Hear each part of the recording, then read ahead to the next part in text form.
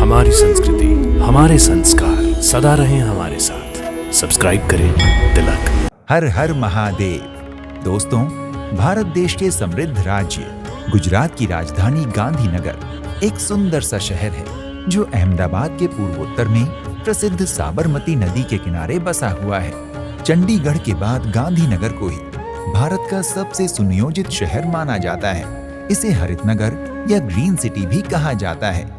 गांधीनगर का नाम महात्मा गांधी की याद में रखा गया है। यहाँ के प्रमुख दर्शनीय स्थलों में स्वामी नारायण संप्रदाय का अक्षरधाम मंदिर, राधेजा, दभोदा इत्यादि हैं। आज हमारे चैनल दर्शन की टीम गांधीनगर के निकट ही प्रकृति की गोद में बसे रंधासन नामक गांव में आई है, जहां स्थित है महादेव का एक सुप्रसिद्ध धोलेश्वर महादेव मंदिर।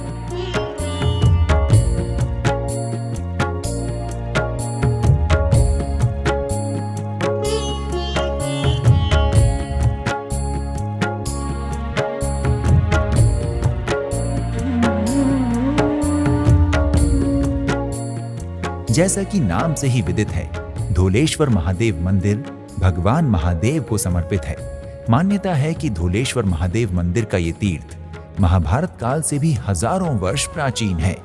भगवान धौलेश्वर ये गुजरात के प्राचीनतम तीर्थों में से एक है। महर्षि वेदव्यास द्वारा रचित पद्म पुराण, स्कंद पुराण और महाभारत तीन ग्रंथों में भगवान धौलेश्वर का महिमा का वर्णन हुआ है। और महिमा का जो वर्णन जो हुआ है वो भगवान शिव और पार्वती के संवाद के स्वरूप में हुआ है। देवराज इंद्र से लेकर पांडवों तक की अनेक कथाएं इस मंदिर से जुड़ी हुई हैं।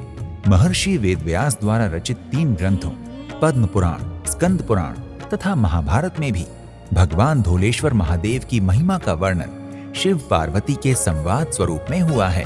शिव पुराण में भी इस मंदिर का उल्लेख मिलता है। इस पवित्र स्थान को गुजरात का काशी कहा जाता है और मान्यता है कि धोलेश्वर महादेव के दर्शन करने वाले भक्त को काशी के दर्शन करने के समान ही पुण्य अर्जित होता है। यहाँ तक कि देवराज इंद्र ने भी ब्रह्म हत्या के पाप को धोने के लिए इसी स्थान पर साबरमती नदी में स्नान किया था।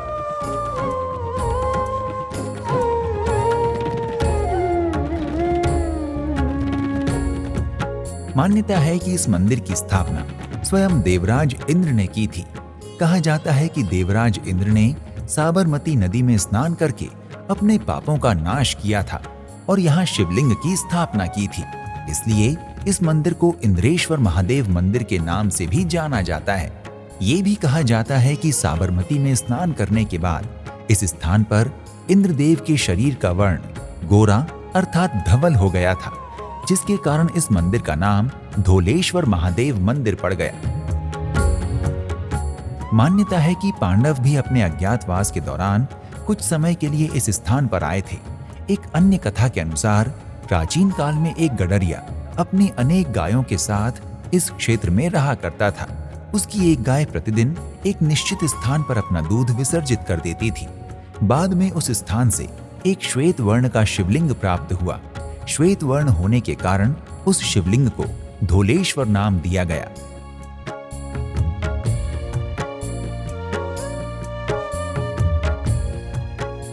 धोलेश्वर महादेव मंदिर एक छोटी टेकरी के ऊपर बना हुआ है, इसलिए मंदिर तक पहुंचने के लिए कुछ सीढ़ियां चढ़नी पड़ती हैं। मंदिर के आसपास गुजराती व्यंजनों की अनेक दुकानें भी दिखाई देती हैं। मंदिर परिसर एक विशाल तथा भव्य प्रवेश द्वार से आरंभ होता है। इस द्वार से आप अपने 4 पहिया वाहन के साथ भी प्रवेश कर सकते हैं, क्योंकि मंदिर परिसर काफी विशाल है और इसके भीतर ही वाहन पार्किंग की सुविधा उपलब्ध है।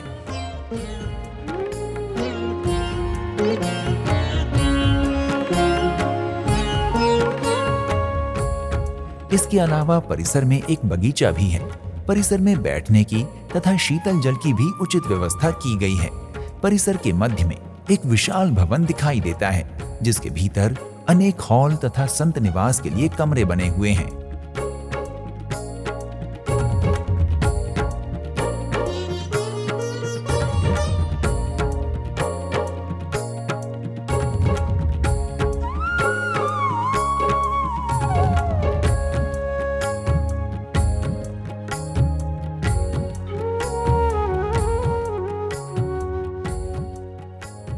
परिसर में यज्ञ पुरुष मंदिर के नाम से एक मंडप भी बना हुआ है, जिसमें समय समय पर यज्ञ तथा हवन के अनुष्ठान होते रहते हैं।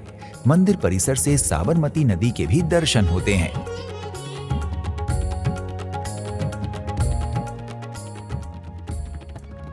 परिसर में अनेक छोटे बड़े मंदिर भी निर्मित हैं।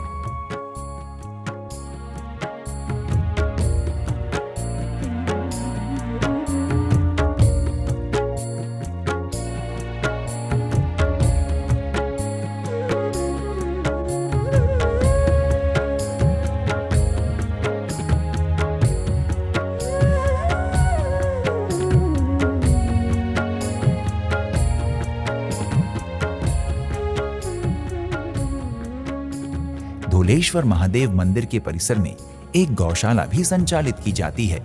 ये गौशाला आपको मंदिर में प्रवेश करते ही बाएं हाथ की ओर दिखाई देती है।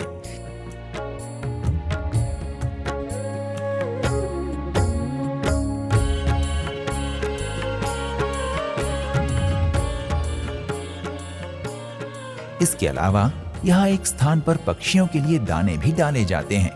परिसर में कुछ संत महात्माओं की समाधियां भी देखी जा सकती हैं। इसके अलावा परिसर में एक पीपल का पेड़ भी है, जिसकी श्रद्धालु परिक्रमा करते हैं।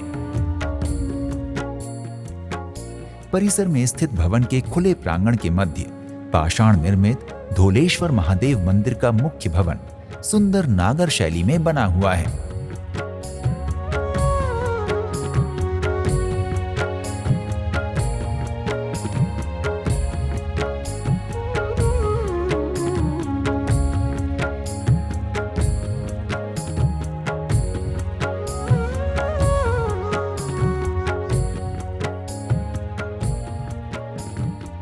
संपूर्ण मंदिर के निर्माण में उत्कृष्ट वास्तुकला और नक्काशी देखी जा सकती है। मंदिर के मुख्य भवन तक पहुंचने के लिए संगमरमर की कुछ सीढ़ियां निर्मित हैं। इन सीढ़ियों के आरंभ में ही दोनों ओर काले पत्थर के दो विशाल तथा सुंदर नंदी जी स्थापित किए गए हैं।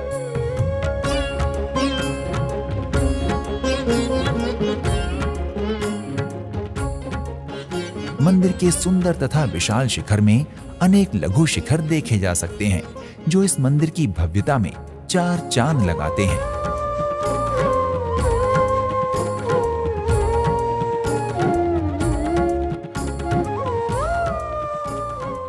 मंदिर की बाहरी दीवारों पर भी पत्थर की कलात्मक तथा सुंदर नक्काशियों द्वारा यक्षों तथा गंधर्वों की मूर्तियां उकेरी गई हैं। धोलेश्वर महादेव मंदिर में फोटोग्राफी तथा वीडियोग्राफी की अनुमति नहीं है।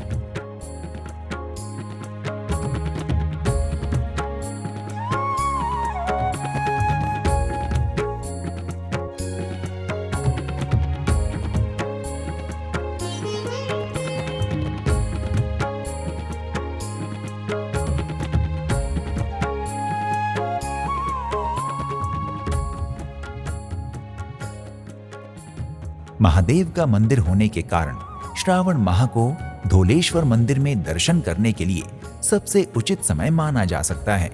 अन्य शिव मंदिरों की तरह ही धोलेश्वर महादेव मंदिर में भी श्रावण के महीने में भक्तों की अपार भीड़ देखी जा सकती है। श्रावण माह में यहाँ प्रतिदिन भंडारा चलता है। इसके अलावा मंदिर में शिवरात्रि भी बड़ी धूमधाम से मनाई जाती है। महाशिवरात्रि और श्रावण मास के अंतिम सोमवार को यहाँ विशाल मेला आयोजित किया जाता है। मंदिर सुबह 7 बजे से लेकर 11 बजे तक तथा शाम को 5 बजे से लेकर 9 बजे तक खुला रहता है। मंदिर में प्रतिदिन आरती प्रातः ब्रह्म मुहूर्त में अर्थात लगभग 4:30 बजे की जाती है और शाम की आरती संध्या काल में अर्थात दिन और रात की संधि के समय में की जाती है।